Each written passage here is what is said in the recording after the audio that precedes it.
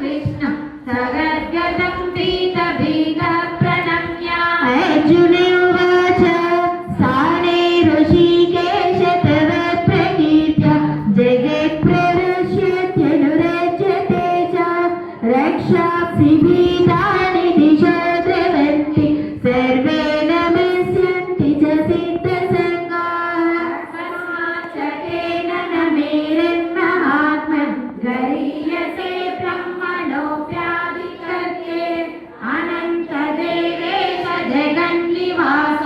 त्वमक्षरं सदसत्तत्परं यन्तरूपा वायुर्यमोऽग्निर्वरुणश्च शाखः प्रजापतिः सत्प्रपितामहश्च नमो नमस्ते सुसहस्रकृत्वा पुनश्च भूयोऽपि नमो नमस्ते अजानता महिमानन्तवेदं मया प्रमादात् प्रणयेन वापि यच्छापहासातमसत्कृतोऽसि विहारशय्यासनभोजनेषु एको तवाप्यच्युततत्समक्षं रक्षामि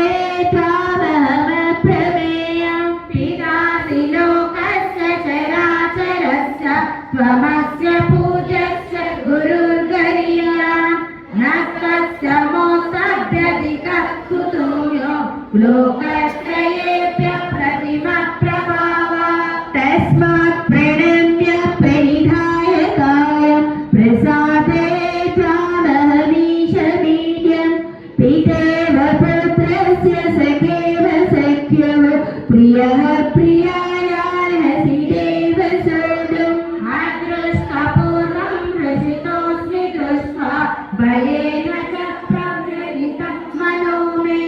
तदेव मे दर्शय देवरूपं प्रसीद देवेश जगन्निवास किरीटिनं जटिनं चक्रहस्तं इच्छामि त्वां द्रष्टुमहं तथैव तेनैव रूपेण चतुर्भुजेन सहस्र